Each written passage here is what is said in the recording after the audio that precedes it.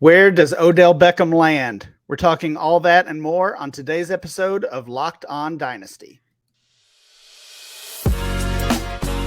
You are Locked On Dynasty Football, part of the Locked On Podcast Network. Here are your hosts, Matt Williamson and Ryan McDowell.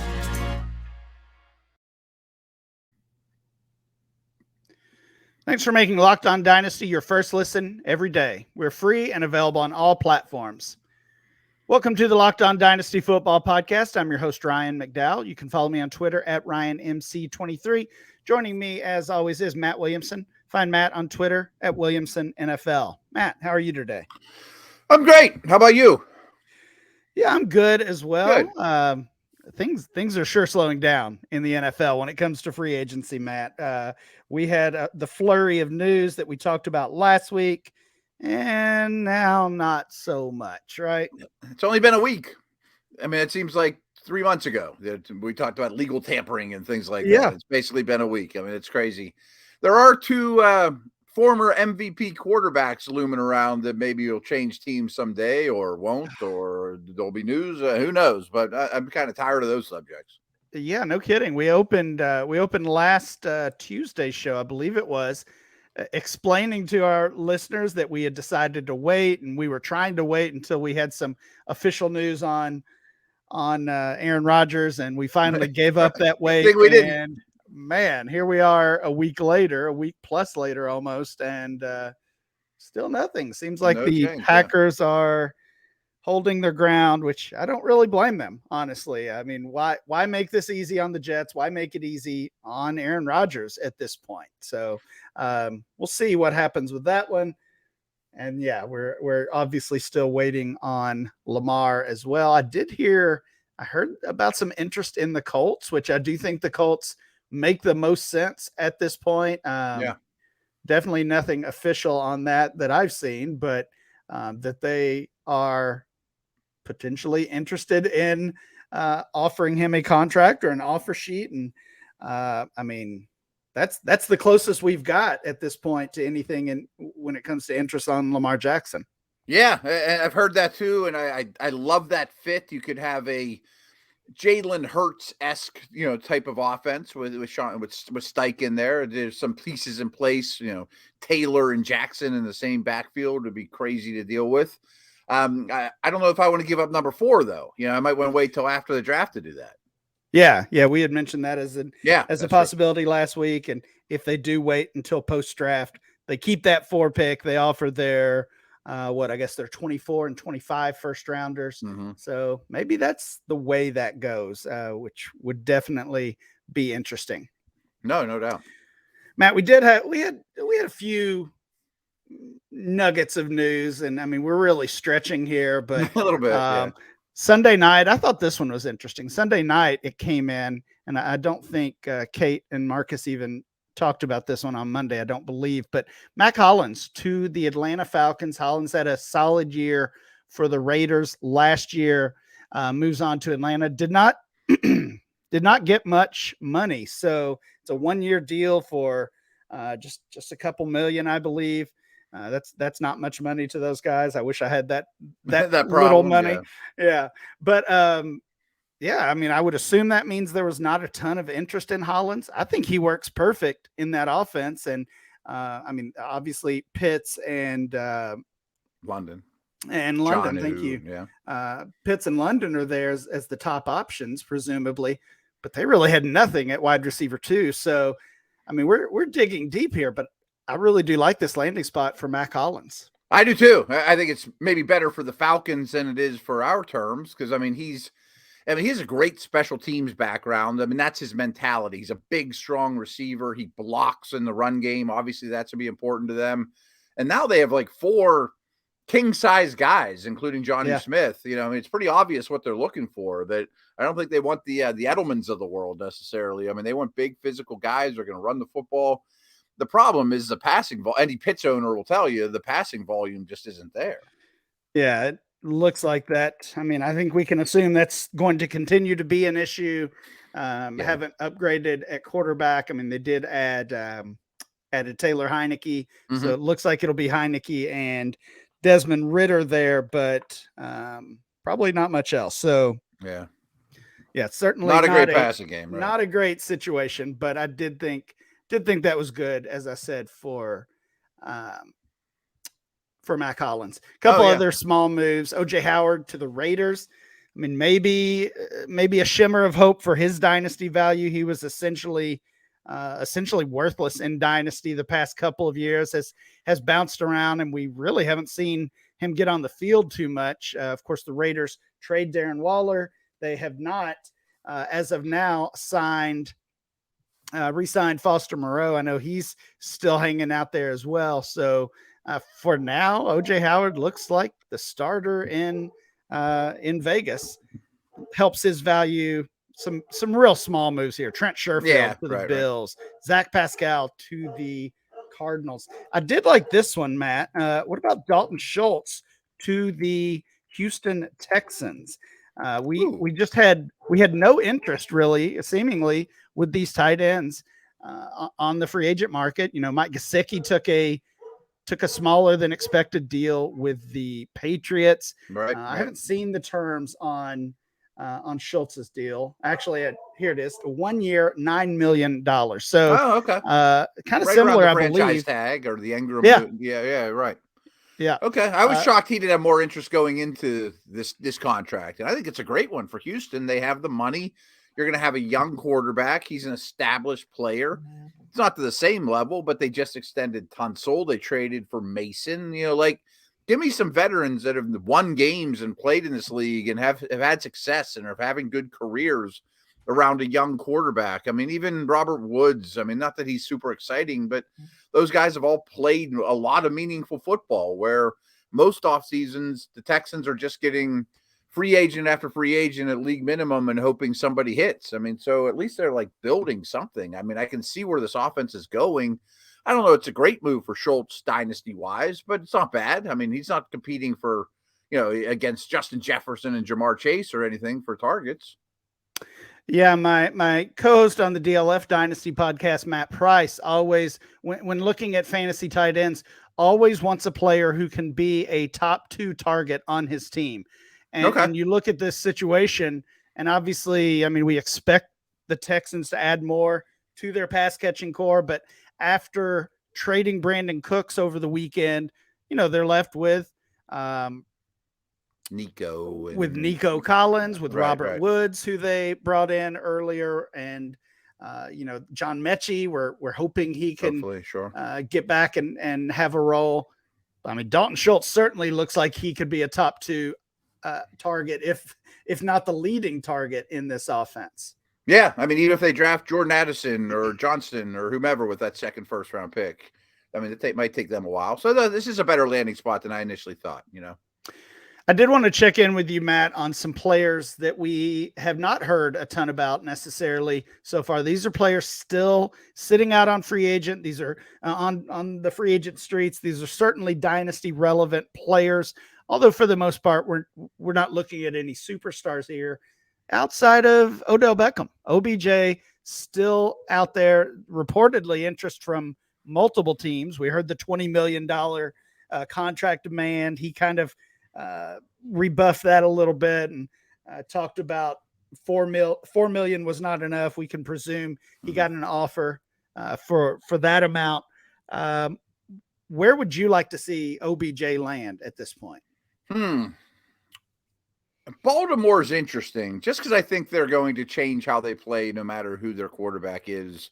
And is that the currently weakest set of receivers in the league? I mean, Chicago's obviously upgraded. Atlanta's a lot better, Green Bay would be of interest as well. I mean, Odell's done a lot of stuff lately, and all of a sudden, he's not getting any action. I mean, is he overvaluing himself? Are team doctors afraid of him? I wonder if something doesn't happen quick, is he going to loom out there all summer again? Yeah. It's tough to figure out that situation. We still like the talent, but in some ways it's almost a Michael Thomas situation where we haven't seen him in over a year, and we have to start questioning, what does he have left health-wise, age-wise? Can he still be a fantasy starter? I know We had already, a lot of Dynasty players had already given up on him and kind of rejuvenated his career there a little bit towards in the Rams playoff run and Super Bowl run Super Bowl, right. Before that injury. So Beckham's a tough one right now to figure out what to do in Dynasty circles. Matt, we kind of joked at the beginning of the show that things were slowing down. And again, pulling back the curtain here, we're recording this on Monday afternoon. We want to have this show out for you guys as early on Tuesday as we can. We're getting some breaking news here. Devin Singletary to the Houston Texans. So we just talked about Houston signing Dalton Schultz. Now they've added Devin Singletary as well. I don't get this one at all. I mean, Dameon Pierce and Devin Singletary seem like pretty much the same type of running back to me.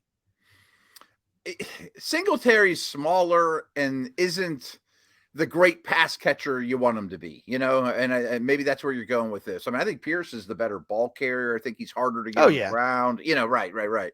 I mean, as ball carriers, they're a little different, but I look at this and think, man, probably could have been a lot worse for Pierce. If your competition is going to be Singletary, he should beat that maybe in all three downs. And you give Singletary a series here and there.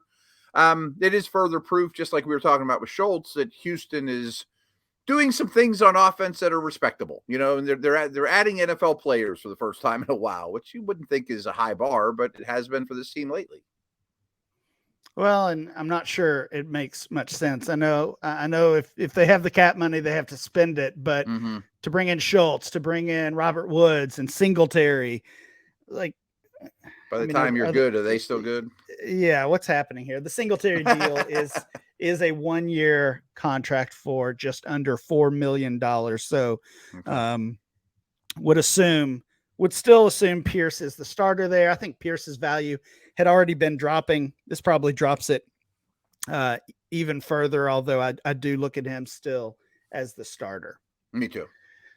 Matt, let's take a little break. We are going to be continuing or going back to our rookie profile series, and we're talking about the player who might be the top overall pick in the NFL draft. That's who we're talking about today. We'll do that right after this. The midway point of the NBA season is here, and now is the perfect time to download FanDuel, America's #1 sportsbook. Because new customers now get a no-sweat first bet up to $1,000. That's bonus bets back if your first bet doesn't win. Just download the FanDuel Sportsbook app. It's safe, secure, super easy to use. I use it all the time. Then you can bet on everything from the money line to point scorers to threes drained, whatever you want. Player props, player points, rebounds, assists. So many exclusive bets and varieties you can do here.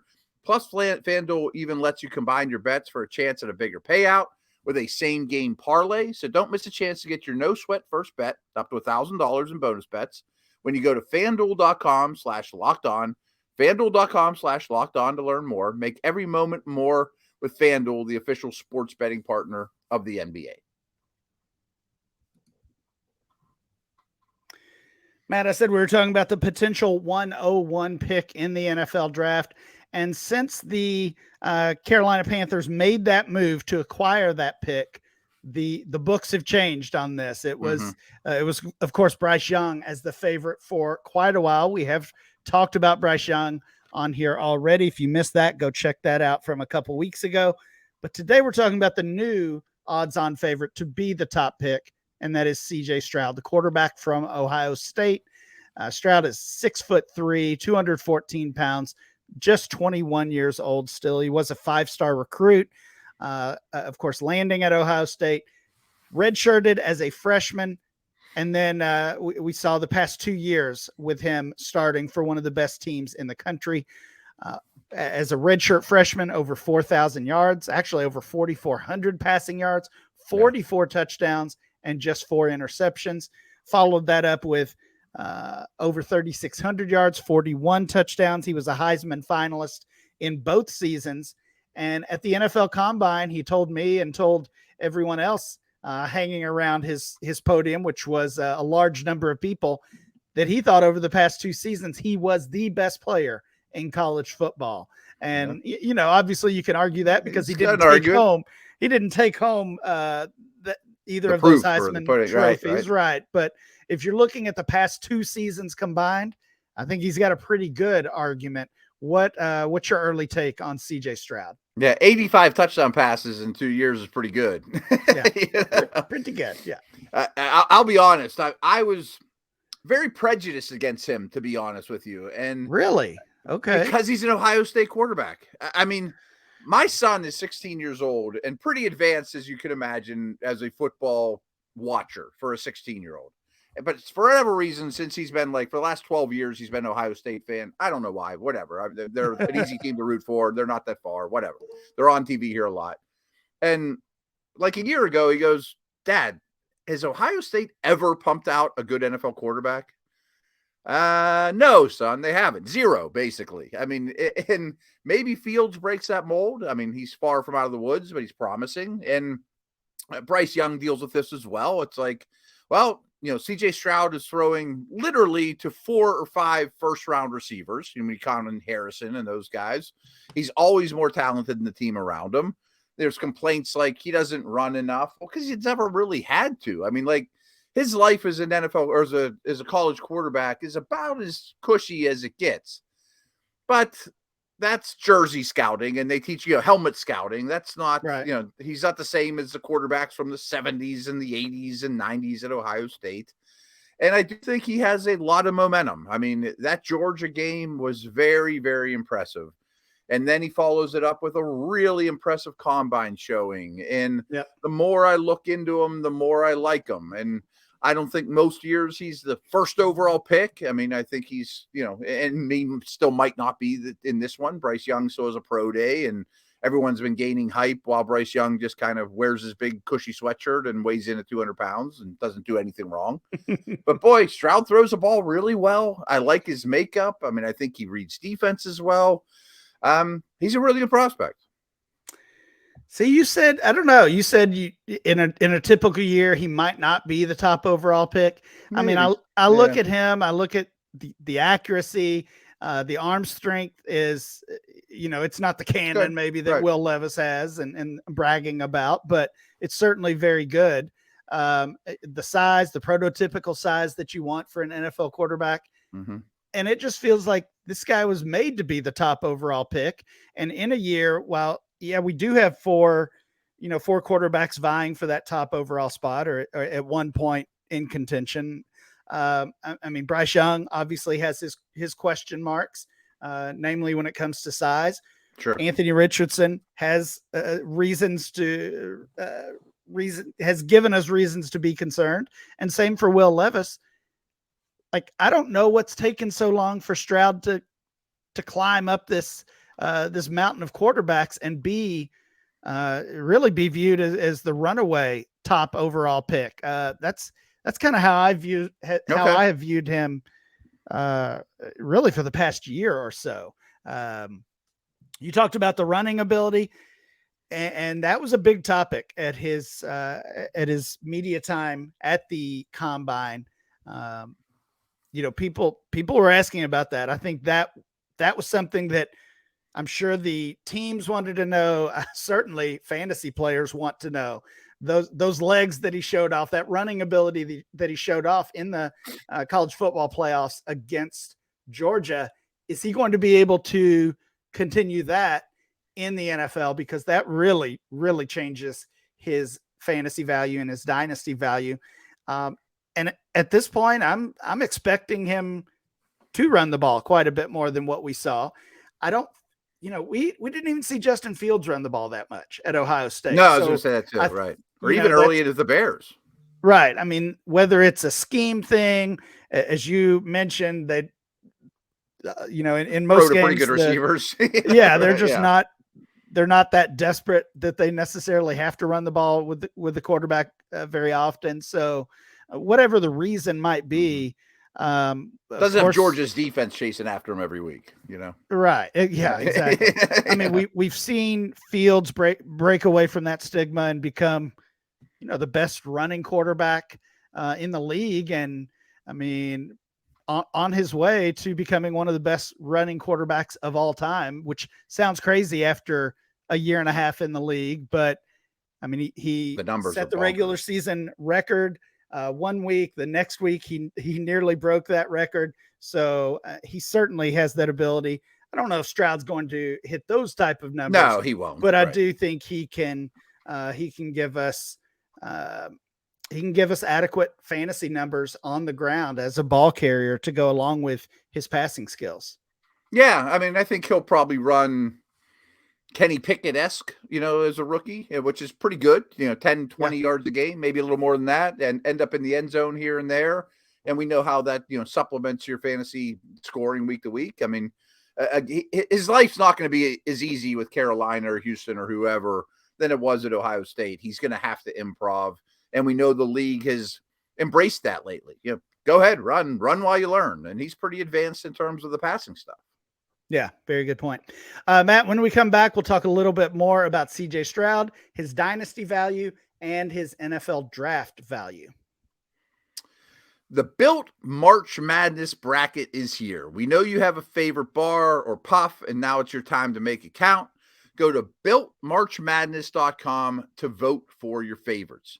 I would probably go for Churro for mine. That's been the new one that's been popping up here that when I get my hands on it is wonderful, but usually my son scarfs it down before I can get there. So if you want, you vote for your bars there, support your team, support your bar or puff. And when you vote for your favorite Built bar or puff, you will be entered into a drawing where 15 lucky Locked On listeners will get a free box of Built. Not only that, but one Locked On fan will win a 12-month subscription to Built. And if you have Built's best bars or puff delivered monthly straight to your door. So you got to try Built. Built is the best protein bar ever. I mean, seriously, they're so amazing. You won't think it's good for you.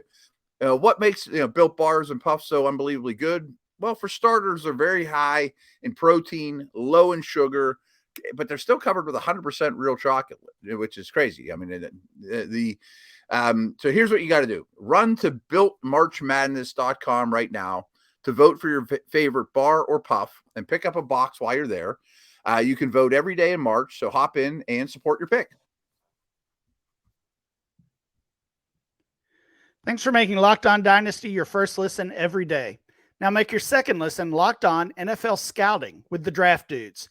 From free agency to the draft, salary cap management, and more, join NFL experts Kyle Krabs and Joe Marino as they take you through what it's like to build a successful NFL franchise every Monday through Friday.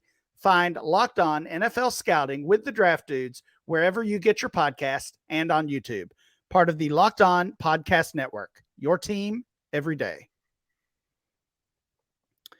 Matt, let's finish up the conversation around CJ Stroud. Looking over at grinding the mocks, he is projected to be the 3rd overall pick in the quarterback 2. Of course, they include all mock drafts, not only the more recent ones, but everything that's out there. So possibly some old data skewing that because, sure. As I mentioned at the top of the conversation, once Carolina acquired that pick, Josh McCown is on that Carolina coaching staff now, and he has raved about Stroud as an NFL prospect. I think we have to assume that CJ Stroud is going to be a Carolina Panther at this point. Sure. And you hinted at it before. If that's the case, Adam Thielen and Terrace Marshall and Laviska Shenault. I mean, I know these are NFL players, and certainly in Thielen's case has been a very, very, very high level NFL player, but he's used to throwing to those young stars, Smith right? Njigba, yeah, right. It's not Smith and Njigba and Marvin Harrison right. and Chris Olave and who am I forgetting? Garrett Wilson, right? It's not those guys, right? So he's going to have a downgrade when it comes to his NFL receiving core, and even if he's not the first pick, we would say the same about the Houston Texans or most of those other teams early in the draft. If it's Stroud to Carolina, how are you feeling about him in his rookie year? Oh, not good. I mean, sure. I mean, Lawrence was a better prospect, and it was a disaster. I mean, it's not unusual to be first pick over. I mean, that was that was a lot due to the coaching staff. Oh, I know, right? I know. I mean, it's hard to separate his that was low hanging fruit, or Fields was a struggle as a rookie. Okay, Or, a lot of. I mean, early draft picks go to bad teams, and it usually doesn't go well right away. But they're a really aggressive organization, starting with David Tepper, and then I absolutely think maybe more than any team in the league, if they need something, he'll go out and buy it for them. I mean, if it's a receiver, I'm talking like after this year. I mean, they're going to suffer this year. Maybe they'll add a DJ Chark. I mean, he's still out there. They flirted with him. Yeah, they do have a good O-line. Miles Sanders is there now. I'm sure they'll try to run the ball and play defense in week one or year one, and that's not going to get us many fantasy points. But if you look at Carolina big picture, yes, they gave up a lot of picks, so they don't have a ton of draft equity going forward. But they have like Bears-like cap space a year from now, so they can make the DeAndre Hopkins type trade. I mean, they can get things next offseason. I just think fantasy owners are going to suffer for a year. Yeah, that's fair. That's fair. Yeah. And like you said, that's probably should be expected really with Stroud and all of these rookie quarterbacks. I also trust Frank Reich to handle things well with him. Yeah, I think he's going to a good coach. Yeah. Looking at dynasty value for CJ Stroud in the rookie rankings. These are super flex rankings from Dynasty League Football. Stroud is second overall, and he is the quarterback one. So, of course, behind Bijan Robinson, ahead of Bryce Young, ahead of Anthony Richardson, and everyone else. The rookie ADP is the exact same. Second overall, QB1. All of this data is post-combine. I know a couple weeks ago we were talking about some data that had kind of gotten a little stale after the combine. This is post-combine, so Richardson was a big riser, but did not overtake CJ Stroud in ADP or in rankings. And moving over to startup ADP, CJ Stroud is quarterback 13. So already looking like a borderline QB1 in Dynasty, just outside of those top 12. Do you feel that's about right value-wise? None of that surprises me. Richardson's just built for fantasy, though. I mean, he could be more than Hurts, The only thing that shocks me out of the ADPs you just mentioned, I don't know that I know I could come up with 13 quarterbacks I would trade him for right now. Like, I don't think he's at like the Dak level or I know we did recently do quarterbacks. I guess once it gets outside the top 10, it starts to get pretty questionable. You get into the Tuas and the durability. Yeah, I was going to say that Tua is who I was going to mention. Do you want Tua? Do you want Tua or Stroud? Tua or Bryce Young? I think it's fair to take the young guys with the questions around Tua right now. Yeah, I mean, he's done it, and he's in an awesome system. I'm not even sure if Miami's owner likes him, though. Like one more injury, they might ship him out, pull Brady out of retirement or something, right? Yeah, very true. That will do it for today's show. Please make sure to download and subscribe or follow for free on YouTube or wherever you get your podcast. Remember to follow the show at Locked On Dynasty on Twitter. Follow Matt at Williamson NFL. I'm Ryan MC23, and we'll be back next time with more Locked On Dynasty.